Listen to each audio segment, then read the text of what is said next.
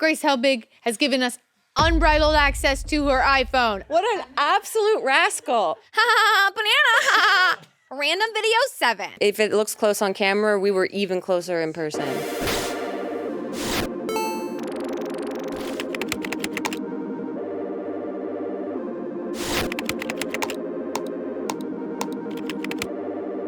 Welcome to URL. I'm your host, Courtney Miller, and this show is all about the World Wide Web. The internet is huge, and it's a huge part of us.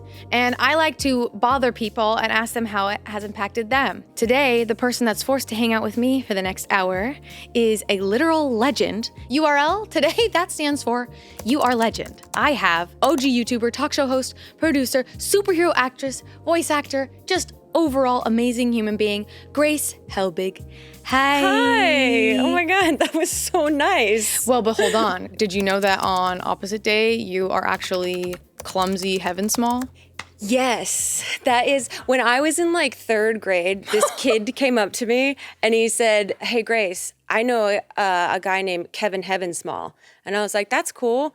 And then cut to 7th grade, somehow I remember he said that and it finally hit me that that was a joke. And I was like, oh, why did this guy come up to me and randomly say he knows some other guy that I've never heard of before? And yeah, 4 years later, I was like, wow, great joke, Alec. Years later. Okay, so you're telling me you've heard the joke before. But not in a while. So excellent. Okay. Very so good. I passed. Thank God. Okay, we can cut, guys. That was all I needed. Again, Grace, thank you so much for being on my show. This Thank is you for having me. huge. As someone who has hosted talk shows before, kind of, you know, I'm like ready to pick your brain.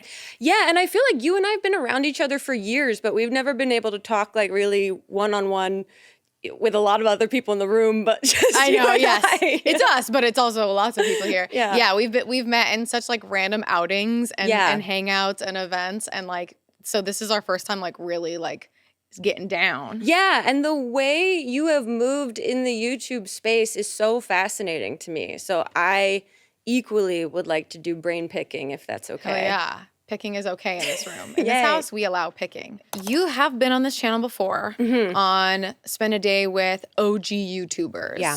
And I've heard you say that you don't really consider yourself one of the OGs, but like maybe like season 2. Definitely, because there was for sure people that I saw on YouTube when I first started uploading videos that were very successful, that were kind of these molds. You were getting Michael Buckley, What the Buck. You were getting Phil DeFranco giving news. Lisa Nova was doing like sketch comedy.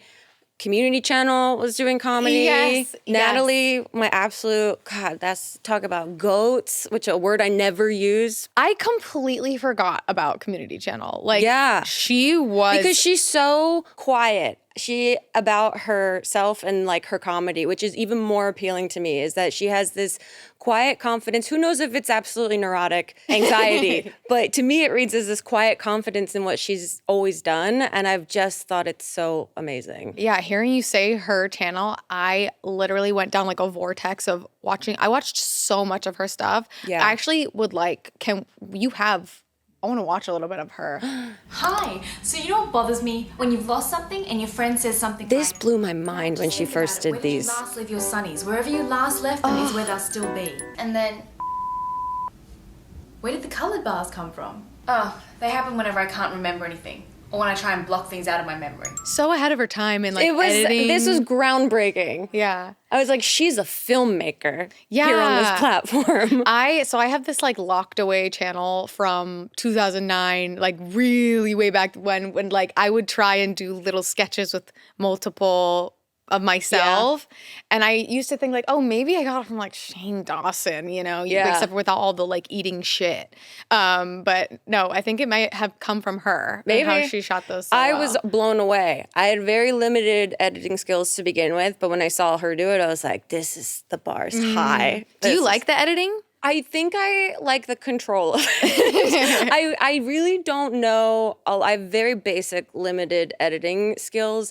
And so for me, it's almost become like a necessity in the creative process to at least be part of the editing, because historically, a lot of the comedy I tried to make online came from the editing and not from any sort of writing or the shoot itself. It was like after the fact, how can I take this 15 minutes of random footage and try to make it funny? Oh, let me just add these jump cuts and these sound effects. So community channel was a huge impact for you. I remember when we were briefly chatting about this before, about like, it was cool to see another creator who was like being funny and like not leaning on other stuff that like the internet was really saving to like clamor for. I thought she had such a fun, silly, irreverent point of view, such a style. Same with Wheezy Waiter. I really was inspired so much by him in the beginning, and he was making videos every day. I think very similar kind of style of like, he has clones, so it's him talking to him, but very irreverent. And that was just like hit the nail on the head for me.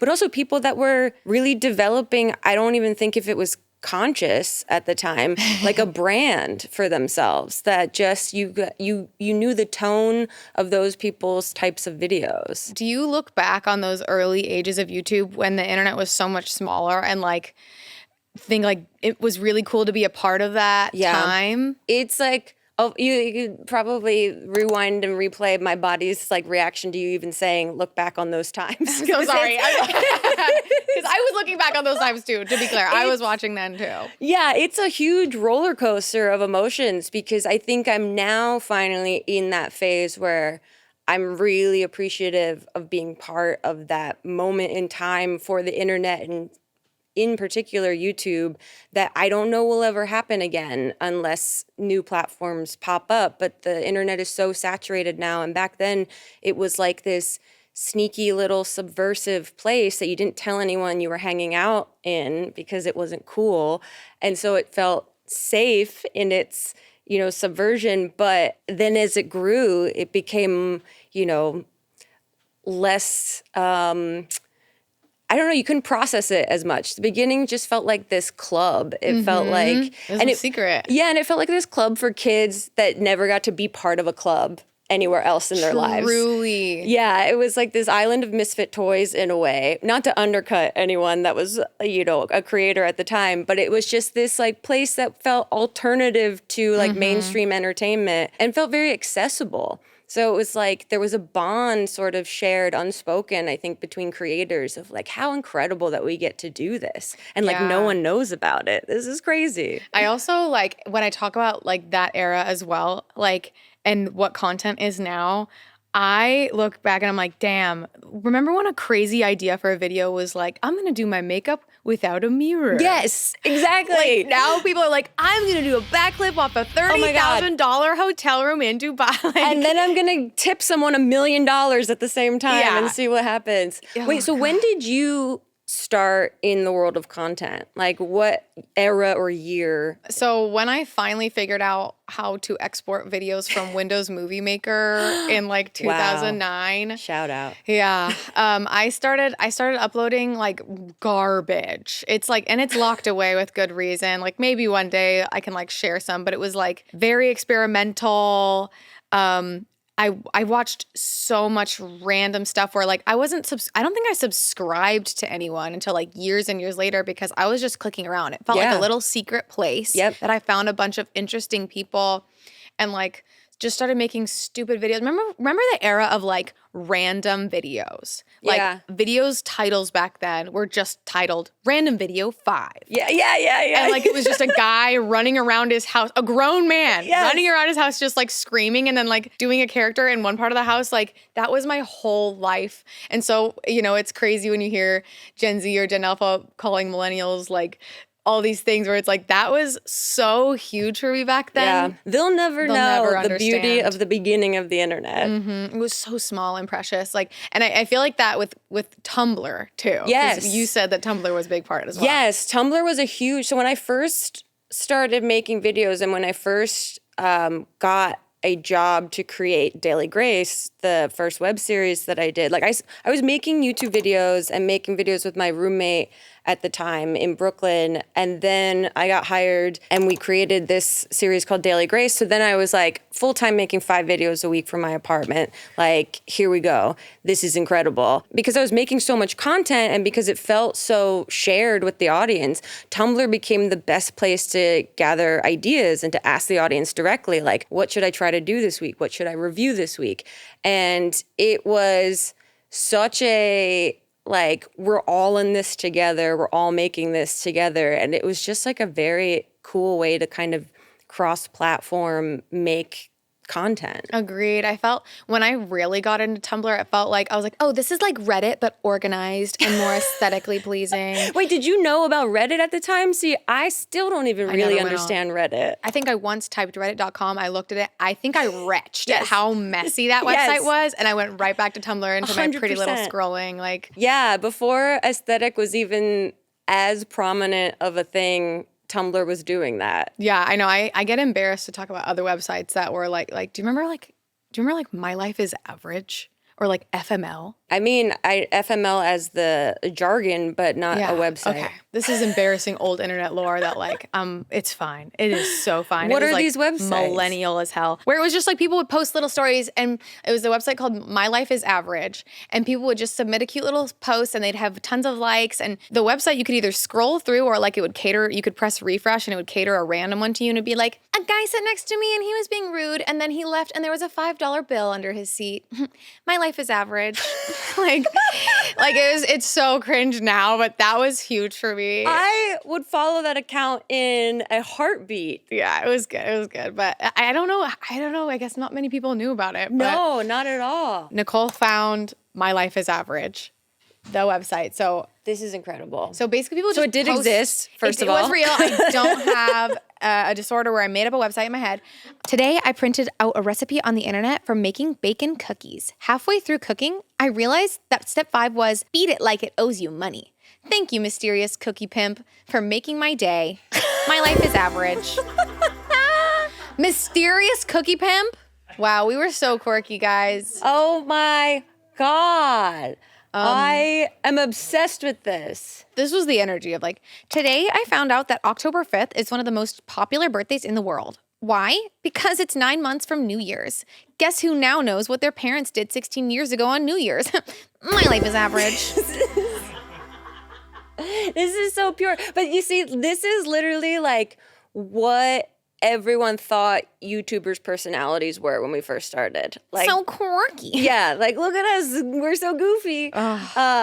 This is so pure. I wish someone would buy this site and revamp it and bring this back. I feel know. like this is the mundane shit I want to hear about. Truly. Okay, I'll read one more. Today, I discovered that if you put the word banana on a string of ha-has in a text, no one will notice the difference. For 2 days now, I have been texting ha-ha-ha-ha-ha, banana ha-ha, and no one has noticed. My life is average. What a scoundrel. What an absolute rascal. Ha-ha, banana ha-ha. Random video 7. But this is representative of how beautifully pure the internet was at its inception. We were cringe, but we were free. Yes. So free. 100%. That was so huge for me, just like having that place, because I would go home and make these YouTube videos all throughout high school. I was making them, and I didn't learn until I graduated that like everyone thought I was really weird. Like I actually had no idea. I think my undiagnosed, like my therapist is like, yeah, I'm pretty sure you have ADHD. Like it must have been so bad then that I just had no idea how weird people thought I was because I was just in my own world.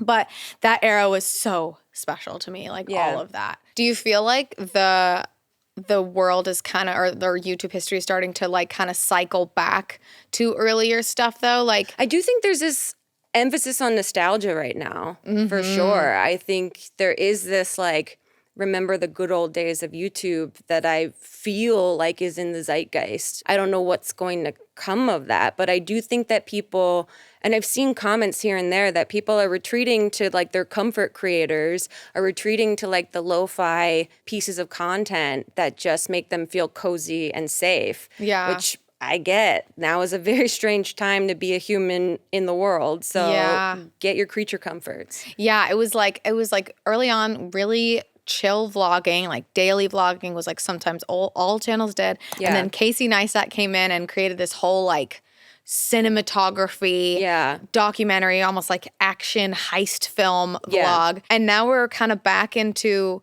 like chill vlogging again. Have you seen Emma Chamberlain's vlogs? I have seen a couple clips of her. I've obviously known of this alien identity of Emma Chamberlain that has come through YouTube and the social media world and just like swept it all up. Yeah. And I've watched a couple clips and I was like, oh, she's like you can tell when someone's like wise when they start talking, when they have experience that feels like self-reflected on. Yeah. And I just got those kind of vibes from her. But she's had a billion years of internet experience, but she's like 14 still. I know. I think she's maybe 22. Like and she's but kinda, she talks like she's like 45 and she's been she's through an it old all. woman. Yeah. She's kind of my op.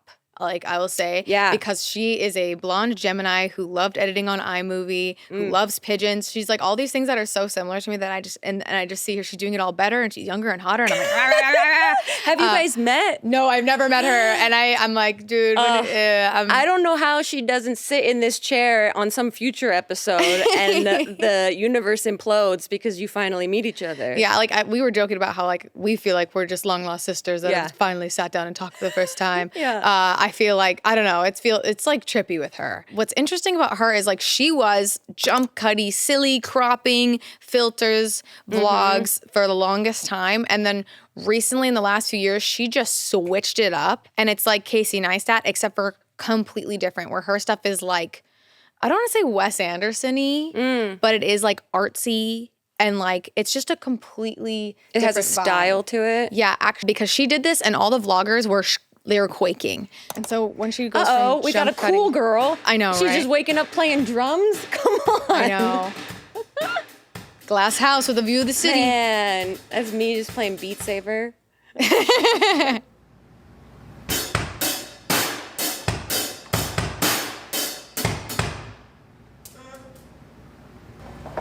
When I get frustrated when I'm playing drums, I hit my head with the sticks. It almost sounds like it should be a joke, because that's how dumb it is, but. And so she brought in this wave of like chic music and quiet B-roll that wasn't really like now it's like nonverbal. Yeah. It's a vibe. Yeah, it's a mood. It's aesthetic. It's I feel like I'm watching the beginning of a movie. Yes. But then has like random comedic cuts and whatnot. Yes. It's like a stylized vlogging. Like I feel like I'm watching an indie film. Yeah. Let me show you something sad.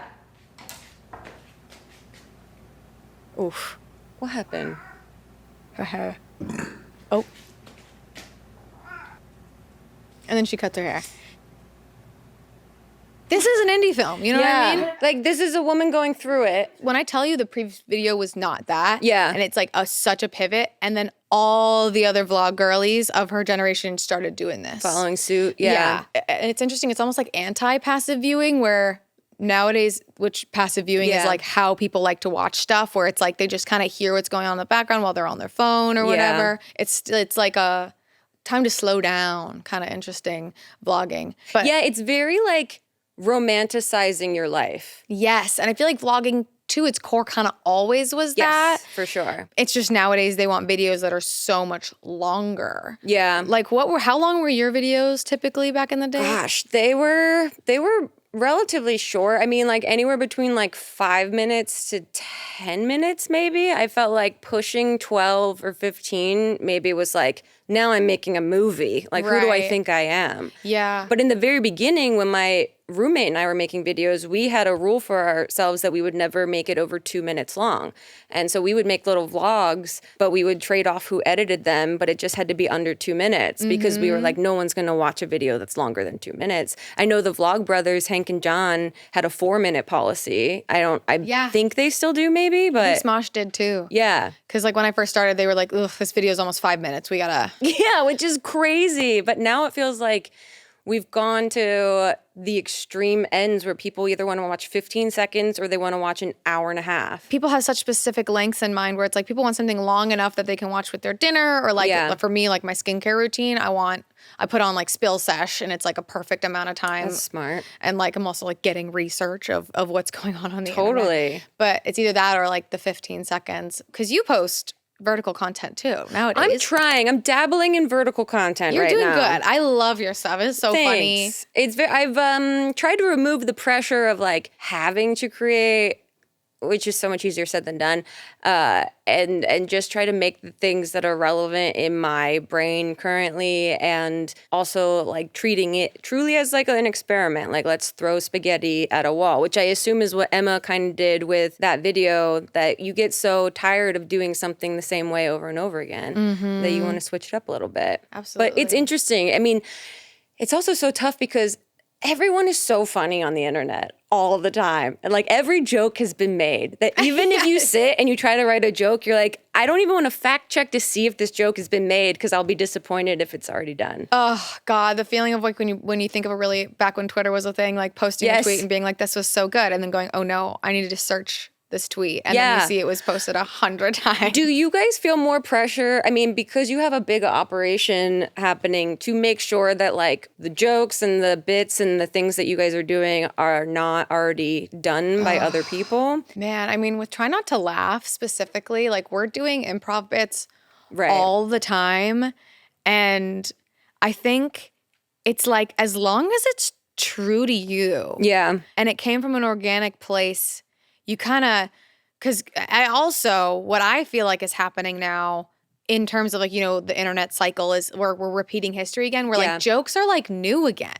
I've noticed that, where it's like, damn it, like, yeah, I thought we already all knew this joke, but now this video has 1 million likes and like a joke is new again. Like, I don't know. Yeah, and I guess people like, because I have seen people do videos on TikTok, and then I've seen people just very blatantly redo that video for themselves with the same joke, the same like literally copy paste, like frame for frame. Yeah, and everyone just seems fine with it. And in my mind, I'm like, that's a no-no. You don't do that. No, even when I was on Vine, because that's like that, I was doing YouTube before then, but Vine was like where I first started getting like views and stuff.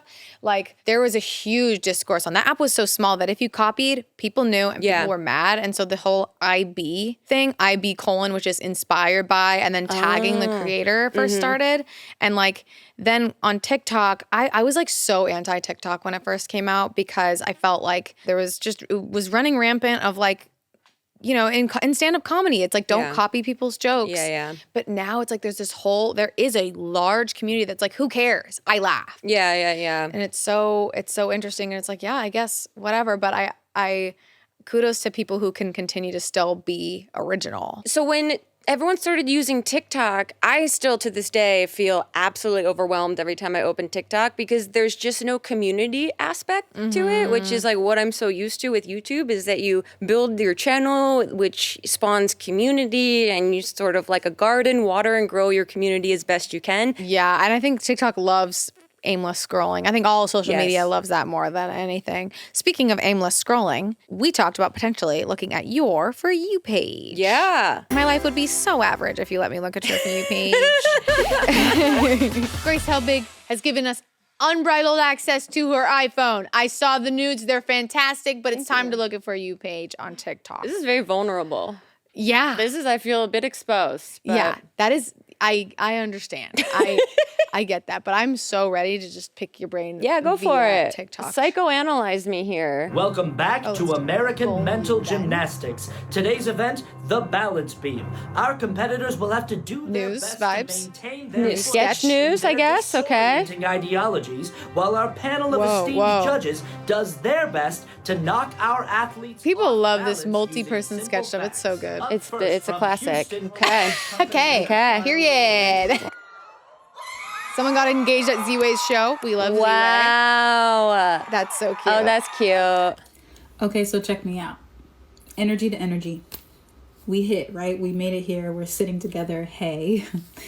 This is one of those videos where it's like, this video will find you when you're ready. Yeah. I love and somehow those. I'm always ready. I'm They're finding me. always ready. No hashtags, We have some big nothing. news right now. The White House says that the president News. Okay, random person from your contacts. Oh yeah, I think I'm gonna get into EDM.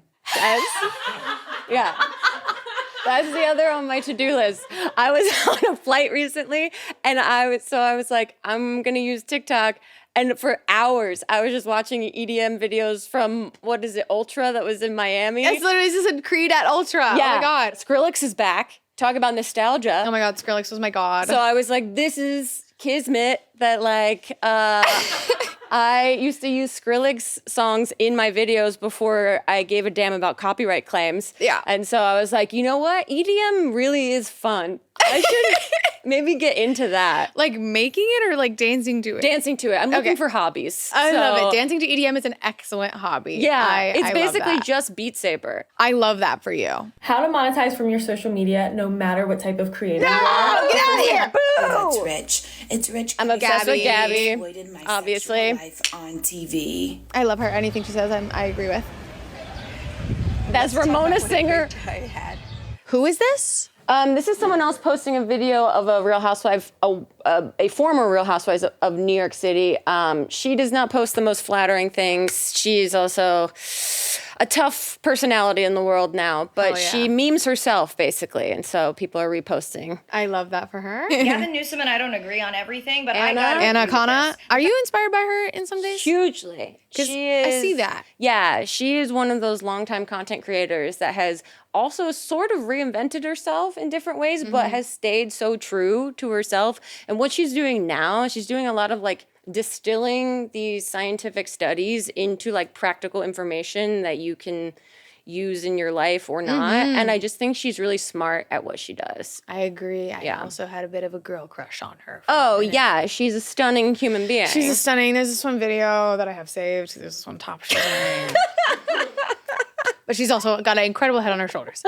Absolutely. Okay. Yeah, that's not real. There's a rumor going around that he's going to enact martial law. Okay. Another dress. Why do they want me to wear dresses? Gotta get this dress. We see you're getting into EDM. Would you want like a this- bridal gown? Would you like wear a satin no straps gown to the EDM Creed concert?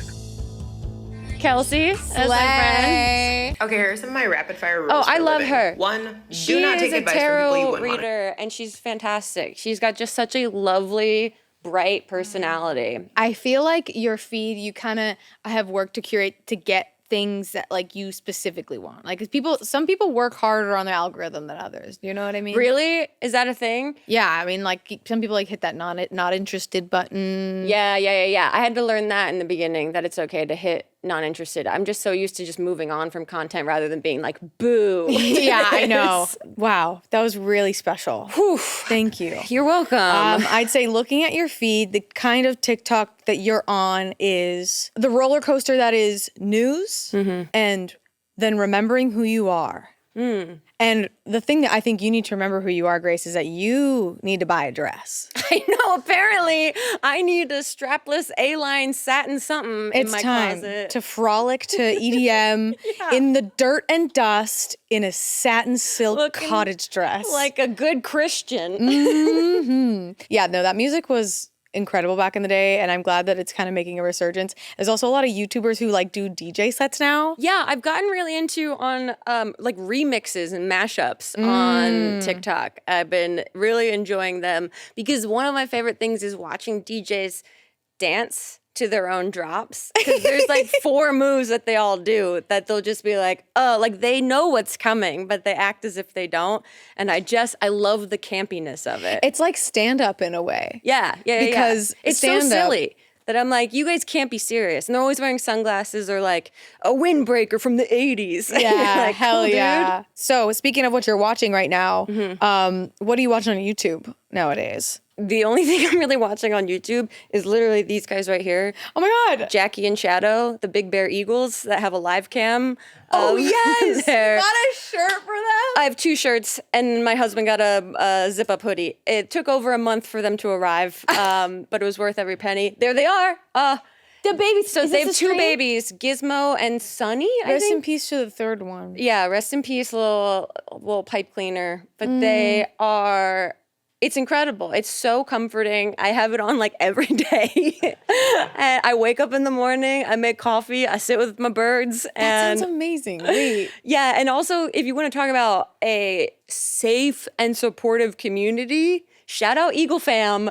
These people that will go into the chat, it's a lot of like parents with their kids that are watching or teachers with their students, but it is like the most pure, saccharine, sweet community you have ever seen of people that are like truly garnering their happiness from the lives of these birds. It is really incredible. This is amazing. I need to have this just on all day. What am I doing? It's so soothing. It's so soothing. Put the volume way down because when they screech, it's harrowing. But it is just like a beautiful live feed all day. Amazing. So these are the content creators that I've moved over to. Favorite influencer is Shaddy and Jacko. Yeah. But I will still watch like same kind of thing, the nostalgia comfort watch. I'll watch Hank and John posts. I'll watch like Gigi Gorgeous when she posts, or like if Tyler, like his TikToks I'll watch. So it's like I do have like a familiar set of content creators that I watch. We watch a lot of clips of Hassan Piker's live stream. I think his Twitch is really great. And so that's kind of the content that I'm watching. Hell yeah. What are your thoughts on Disney adults? Oh, right. That's the other content I'm watching. Oh, my God. Okay. It started as a, like, what is going on with these Disney adults? And I've talked about this on my own podcast ad nauseum, that, like, when I was going through breast cancer treatment, I just started watching Disney adults, like, full comfort. And they are some of the most fascinating people to me because their love for the things they love is so deep and so pure that it makes me question, do I love anything in my life as deeply and as purely as these people do? And the fact that a lot of them have become full-time content creators, I'm just like, you are living in line with your purpose. You are living your dream. You have figured it out. You are doing a job that is truly like your life's passion. There's something very aspirational about what they do. Yeah. So you might have seen then Soundproof Liz. Yes, I love Liz. Yeah, she's our channel manager at Smosh. Yes, and Liz. We have a clip here from Lizzie's vlogs. I have never watched her videos, to be fair. So sorry, Lizzie. Ranking all of the restrooms in Disneyland. Excellent. This is great content already. And we're actually going to do it. I'm going to pee everywhere. We're going to be ranking all of them based on the three She following made that criteria. hat. Vibe, Really? cleanliness, and size. Now, vibe is like the decor. Is it loud? Is it quiet? Both can be good for certain reasons. The cleanliness, does it smell? Yeah. Is it clean generally? And the size, how many stalls are there? Do you have to wait in line for a long time? See, this is helpful information for people. For the women's restroom has an alien on it. Some people want to know the least anxious bathroom. Exactly. 6 is a good clean bathroom. For size, I'll give it a 4. See, there's good clean bathroom. There's endless content to be made around the Disney parks. Also, it blows my mind. If you want to get into the like little things of it, it's like she's standing in a still shot, but there's so much to look at. That's the other thing that blows my mind is that I am sensory overloaded pretty easily. Like even this set, I don't think if you asked me, hey, what was on those shelves, I wouldn't remember a single thing. I'll just be like, a lot. There was just a lot. A lot. That's how Disney is to me. Like I cannot focus on any particular thing, but they're like boom, boom, boom, boom, boom, boom, boom. Like it's all registered. The topic of this set, to be fair, when talking to the art department, I was like, I just like want it to be like a lot. And they nailed it. It's perfect. But the like ability to be present with a lot, I have a hard time with, and Disney adults are like, that's what they prefer. They're like so present with all of the things that they love. Yeah. And I'm like, that's really aspirational. Yeah, like the whimsy is turned all the way up on the volume. Yeah. Love that. What do you watch? Like, what's your like, okay, I'm at home by myself and I can watch whatever I want right now. I'm going to veg out. So I watch a lot of Spill Sesh. Okay. That's like what I'll automatically put on. It's not always like a topic that I'm like specifically interested in. Her name's Christy Cook. She was one of those like tea spill channels. But over time she's like really evolved to like she sounds and delivers her stuff like a news reporter. Sounds like she got like a radio host degree of some kind. Like she's worked really hard. And like she's reading court documents. She's very like diplomatic and very empathetic with how she handles everything. Cool. I think I let my job take over so much when I'm like, it's beneficial to me and my job to know what's going on. Sure, yeah. But she goes, What's up, you guys? Today we're going to be talking about everything going on right now with Justin Bieber and Hailey Bieber. Now, everyone thinks Hailey Bieber is unfollowing Justin, but she says it's just a glitch. I don't know, you guys. This is all so crazy. and that's like every video as I'm like exfoliating my cheeks. There is, have you fallen into, there is such a cadence online now. The influencer dialect, yes, right? It is grating to me. And the same, but there's also like educational influencers fall into it too. Like people that we were traveling last year out of the country. And so we were watching all these videos about the countries that we were going to be traveling to. And every travel vlog we watched, they had the same exact like cadence over the B-roll that they were showing. And I was like, what is this? Get ready with me for my 23rd birthday dinner. Yes. Yes, exactly. It's so weird. I used to think like, I was like, I guess they're just really trying hard so that the closed captions are accurate when it like gets, true. That's what I thought, but it really is like, Today we are trying the new mascara that I am really excited about.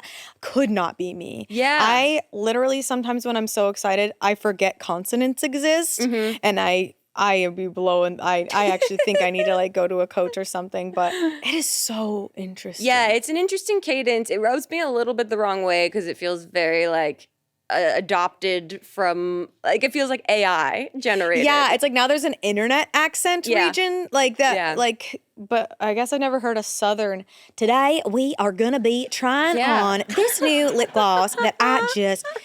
Yeah, I don't know. It does freak me out. Okay, so we've talked about a lot of different eras and pockets of the internet. And we mentioned that you were really among the first that was seen and championed by mainstream media. I feel like I was getting caught in the little Spill Sesh voice for a second there. And I just think it is so funny to me that this thumbnail exists, this video exists where it's a picture and it's so of the time of you and James Corden. Wow. James Corden next to each other with the phrase yourself in front of it. And we're just having a blast. And I think that's a good representation of like that time. And like, I want to know what that was like being in that wave and like getting that big show, the Grace Helbig show, which was like essentially you were coming in to be this like digital Chelsea Handler, which they've tried a few times since then. You know, Lily Singh, they tried it and it's like they just can't seem to get it right. And I don't know if there is a right, you know? I don't even know if that's the kind of content that needs to be made. Totally. Like but like I can't help like with my producer brain, like look at, cause like I want to watch this clip with you where I'm just like, wow, there's so much to unpack. And you said you kind of have blocked out a bunch of this stuff. Yeah, this was happening at a time, this is like an amazing opportunity, but it was also happening at a time that I think I was like peak dissociated from how chaotic my life had gotten with everything going on. So there is, you might notice a vacancy behind the eyes. All right, let's take a look at this guy. Now. Internet, we did it. We are making dreams come true. Yes, specifically and only my dreams, but that counts because Dwayne Johnson is here tonight. Dave, now you go. How big was the camera? Do you remember? It was a big boy, a little bigger than these. Thank you so much. Okay, can I just say, y'all are so close to each other. Yeah, and if it looks close on camera, we were even closer in person. This is the question that people ask me for, because I have to date like the biggest celebrity that I interacted with. Yeah. Which was, I was pranked and they had me on a game show where I ended up slow dancing with Chris Pratt. Pre-problematic shit. So it was just, we were living on cloud nine. And people to this day have asked me, like, what did he smell like? Yeah. And I didn't think to smell him. I forgot. I didn't think about it. I feel like in this shot, I'm like, y'all are so close to each other. Can you smell each other's breath? Well, the hardest part is that the set for this was incredible. I could not believe they took like a house in Silver Lake and they basically redid the interior of the house to make it look like a nicer version of my house that I vlogged in. But with that, we could not run the air conditioning while we were shooting. And so it was so hot. We shot in the summer, I think. It was so unbelievably hot. And this, I remember him sweating so much, but like being such a good guy about it, such a class act. I think we had maybe like 15 minutes or 20 minutes in total with him, like in general. It was like, he's in, he's out, he's got to go to another event. And he was game for everything that we threw at him. And also, like, we were trying to shoot so quickly because the house, it was like a 3-story house. It would just burn up immediately as soon as we dropped the AC. And so I just remember him being such a trooper. Like, he could have easily been like, I'm out, guys. I'm so busy. Sorry. This is like not my priority right now. And he was great. That's awesome. Seeing this and knowing that you've done the thing. That was like interviewing, working with celebrities and stuff. Like I'm new to this interviewing stuff. I'm very curious like where your head was at in like preparing for stuff like this and at that time. Well, I started out while I was trying to do YouTube stuff, and that was still kind of like a secret endeavor. I got a gig as a correspondent on Attack of the Show, like way back in the day. And so they would send me, when I still lived in New York, to their East Coast press junkets, and I would interview people like for different movies.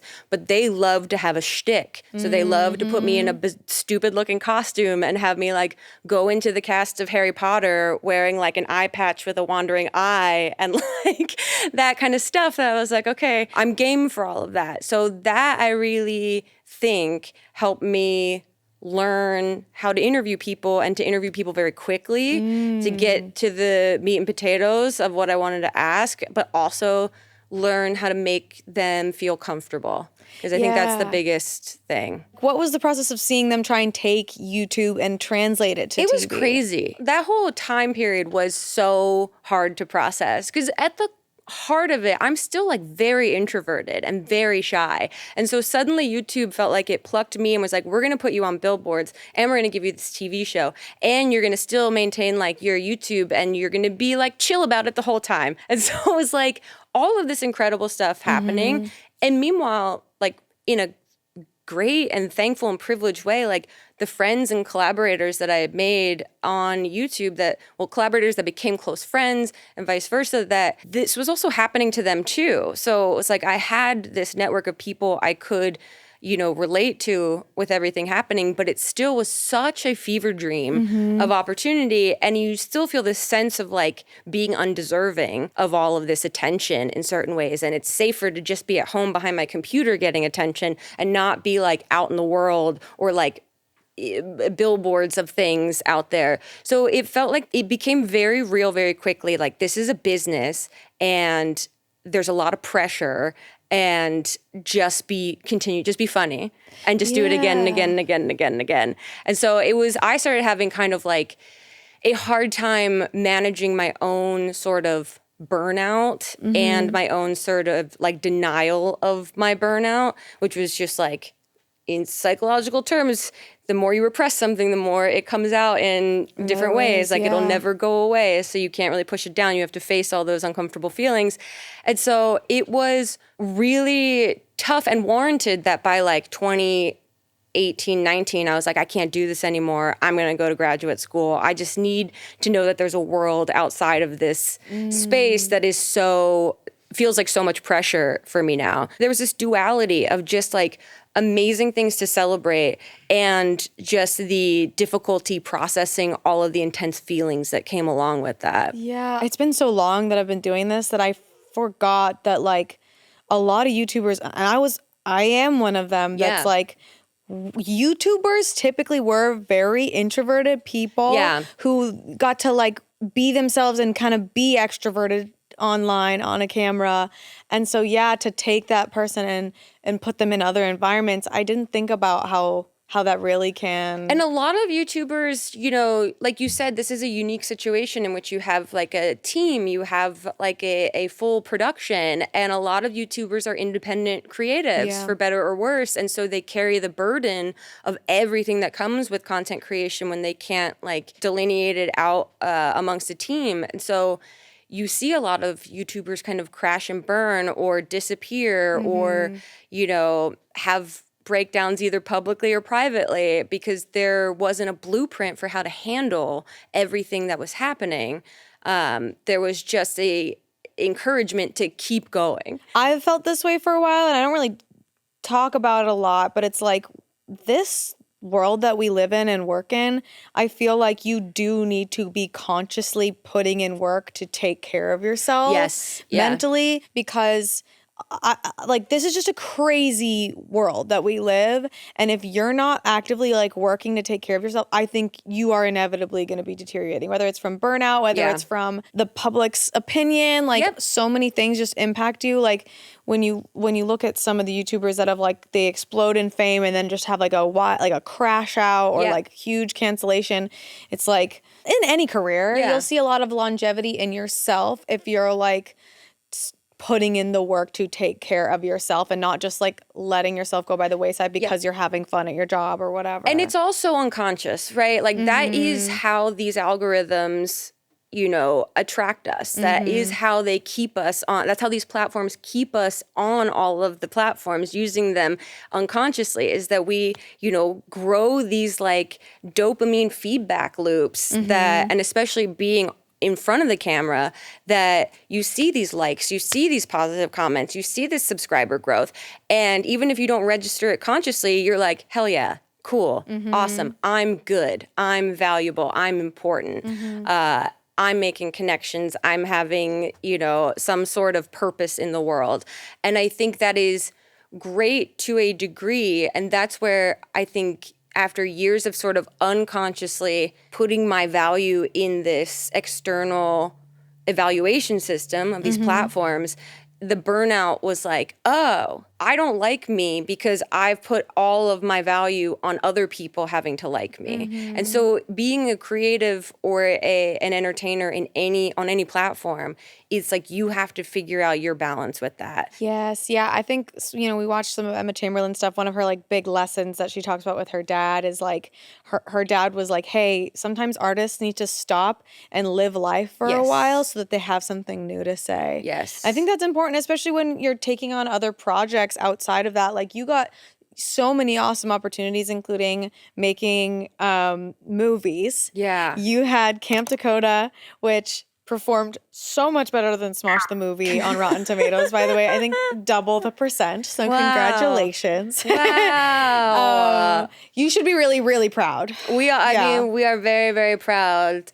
Girls rule, boys drool. Always has been. That's right. And you also did Electra Woman. This was all like with a span of a few years. There's Camp Dakota 2014. Yeah. Electra Woman and Dinah Girl in 2016, and Dirty 30 in 2016. So I want to play a game with you. If YouTuber movies ended up being blockbuster hits and actually slayed in the box office, you know what I mean? What do you think movies would be nowadays if YouTubers were making them? If we were to continue doing that stuff. Like what movies would YouTubers make today? Like I'm trying to think of like, what's a hypothetical movie that, you know. Like Rhett and Link, Dumb and Dumber. Right. Remake. Like a Dumb and Dumber reboot? Oh, yeah. Yeah. Or literally a Parent Trap, Rhett and Link. Rhett and Link. Oh my God. Fantastic Four, but it's the Vlog Squad. Yeah. Is that still a thing? No, that's long gone. Oh, damn. But that would have been crazy if the Marvel Universe started involving like the Sister Squad. Like, well, I think this is maybe not the game, but this is like an offshoot of the game. Yeah. I've been saying lately that there should be a season of The Traders that is just all OG YouTubers. Oh, right? Please. Audible gasp in the room. It sells itself. I will get on my knees and beg. But that I feel sounds like incredible. Joey Graceffa did some version of something where That's right. What is that? What was that? Escape the Night. I was like, Marry the Night. Yes. That was a hot topic semi-recently too, because there is a reboot coming. Is there? Yes, there is. Well, and there the you go. shoot went so well. What movie would Mr. Beast make? Obviously, that feels like that guy has to make a movie, right? Yeah, I mean, there's gonna be I feel like a biopic of him one day. That's just gonna feel like Biodome. There's gonna be a Biodome. There's gonna be just like freaking what's the movie? He's gonna have his own version of Gladiators. I feel like. Yeah, I feel like he is so ahead of his own plans that I feel like he's had a documentary crew behind the scenes filming him for years at this point. Yeah. Oh yeah, I'm sure it's like already like they're editing it as they go. Yeah. I feel like his biopic would like make him seem like a Great Gatsby type, where it's like the man behind the I don't want that. I want to know the problems. I want to know the mistakes. I want to know the pitfalls. Yep, agree. If there was a documentary of a YouTuber that's no longer sort of, I don't want to say no longer with us. No longer with us.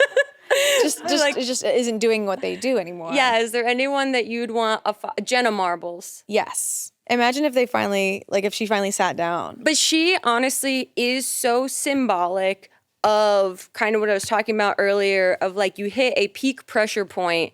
I cannot, I've had enough attention online. I cannot imagine the level of attention that she has had to observe and process in her life. And for her in 2020 to be like, I'm out, like that is just the most beautiful sort of move and pivot. And like the fact that she is still living what we can only assume is a fulfilling life in the privacy of her own life is just so incredible to me. Yeah, it was so wild to see that precedent of like, I'm leaving, I'm done, and actually sticking with it. Yeah, and being like, I hear you on the criticisms you have about like the binary content that I was making or whatever, and it's too much to live up to people's standards of content right now, because it is truly like it's impossible to please everyone all the time, and when you're at her level of engagement, like that is going to, if you have any feelings about anything, it's going to overwhelm you. There's definitely like no perfect way to apologize. There's really wonderful ways. And I see comments all the time of people being like, we miss her. Can she come back? But then I'll see comments of being like, she did what people should do when they want to take accountability and truly step off. Granted, there are people that like much more should be gone from the internet.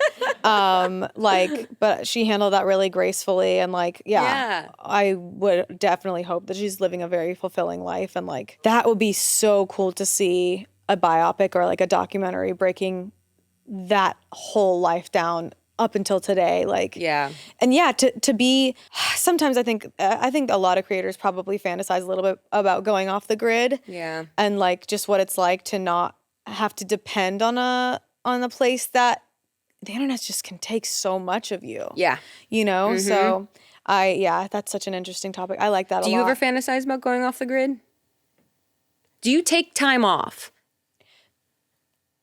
Do you have one day off a week? I should. Yes. I work really hard to like have weekends, you know, and like my job is a full-time job and we film a lot, but like I do have free time, but I don't take enough breaks. Yeah. So I think once you go a certain period of time where you haven't given yourself a break, you start going, what if I just stopped? But I really love this too much. Like I feel like maybe you can relate to this. After a certain while, you really I feel like I have a purpose. Yeah. When I was really young, I remember I took mushrooms and I had this like epiphany that I really just wanted to make people laugh. And it was so profound on my life. And then after I got burnt out, I just was like so disconnected from that feeling. And took time off enough to like really ask myself, is that something that I'm still connected to, or do I need to do something else? And I did it. And I was able to sort of reignite my love for entertainment and desire to make people laugh, which makes it easier to make content because you're like, I just genuinely feel compelled to do this. Yeah. Not out of like a neurotic need for like approval, but more so like, I just want to make people laugh. So we are not the only YouTubers that have made movies. I actually was not in a movie. What am I saying? Smosh did. I'm a cameo in their second movie. My life is average. But next we have a game really quick. We have other YouTuber movies that we're going to guess that YouTuber movie / show. Are these real things? These are real that exist online. We have this PowerPoint. We're going to go through them. We're going to see the stills and we're going to kind of rapid fire. Okay. Oh, I know this. Fred. That's Fred. Fred. Yeah. That's the movie. Good for him. You want to talk about real content. And he kind of succeeded for a bit to a degree because he had the show. To give Lucas his flowers, to be able to move from a character that was so embedded in the culture of YouTube and start making content as himself. Yes. That is a tricky thing for an audience to follow you on. And I think he's done it really well. I agree. I've seen that too. Okay. What the hell? It's like a Black Mirror episode. Oh, this is giving clan. I don't like it. What is this? Edge of Sleep, Markiplier. Oh, okay, sure. I forgot he did like a scary thing. That he's like a person that I've met multiple times, incredibly nice person, but I don't think I've ever seen a piece of his content. Wow. I know, it's sad. Wow, I watched a lot of his, but not this movie. I maybe need to check it out, okay? Wow. Yep. This is that one. That's That's him. Oh, you know what that is, Grace? You know what that is? You were in this too. This is a still from Smash the Movie. Oh, that's right. Yes, I was in this movie. You were also in this movie, okay. But I wasn't playing myself. Okay. Jason Nash? Oh, is this Airplane? Jason Nash is married. Oh, yes. yeah. 2014. Wow. Oof. Probably will not watch. Sorry. Let's keep going. Oh, is that Ryan Higa? Oh my God! They're on a plane. They're doing a Tom Cruise Mission Impossible Not So 5. Excellent Adventure, 2008. Wow. Wow, Ryan and Sean's Not So Excellent Adventure. Is Ryan still making content? Maybe. I have no idea. I feel like I still see him around. Camp Dakota. Camp Dakota. Oh my God. Yay! How fun. Cute. Oh, this is Rhett and Link. Yeah. Yeah, There's they a love link that in shit. the dark. They love that kind of shit. I love them. Oh. That's one of the D'Amelios? Yeah, I think there was a documentary about the D'Amelio sisters. The D'Amelio Show. Yeah, yes. okay. They were going to be the Kardashians, I think, of TikTok or something. Yes, I've never really watched anything that they've done. That's okay. Am I missing out? I can't tell you because I don't know because I haven't. I think when it's like, okay, so dancing, and then I moved on. But I think they're both very big like internet moguls. They be making business moves and stuff. So I don't want to talk too much shit. You know. Yeah. Now, yes, you are doing live shows. Yes, Is I that am. Right? I have a debut hour of stand-up comedy that I am starting to take out into the world, which is so exciting. Oh, and you've done a little bit of stand-up for a lot in your life. I started out doing improv comedy in New York and sketch comedy in New York. Mamrie and I met on our very first sketch comedy team at the People's Improv Theater back in like 2008. So like that's kind of where I started in comedy. So it feels like very full circle to be going back to that with a piece that I feel really inspired by. Do you have a name for the show? Let me get this off my chest. It is a funny exploration of my experience with breast cancer. It's funny, I swear. I believe you. No, I feel like I was saying this to you. I really feel like it's so clear that the voice that you have online is to be silly and fun, but also heartfelt and authentic and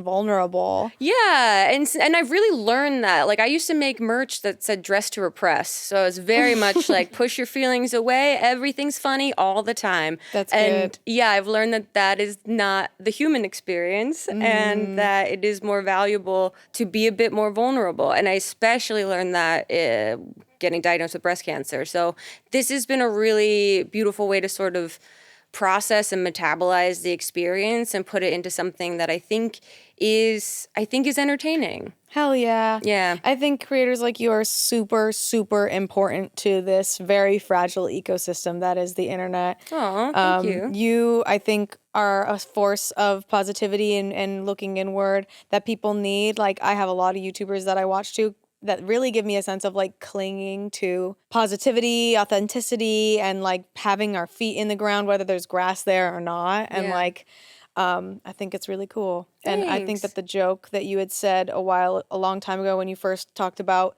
your breast cancer with, can you say it? It is so good. The one about I'll just Wait, which one? You said I managed to build an entire career without using my rack, and now look at me. Yeah, I kept my boobs off the internet for so long, and they came back to bite me. So yeah, now they're the center of the show. I love it. That's poetic as hell. Thanks. Really excited. If you're able to go see it, or maybe has it already happened? There's one in St. Louis on July 27th, and then there's one in Atlanta on there's one in St. Louis on June 27th. Maybe that date has already come and gone. And there's one in Atlanta on July 7th. Heck yeah. Yeah, and then I'm taking it to Edinburgh Fringe. Yeah, in August. So I'm going to be there for the month of August with it. And that's going to be a whole experience in and of itself that I think I'm going to try to vlog a little bit. Please. While I'm there and see how it goes. We'll see. I feel like that is just something that's so natural to you, is like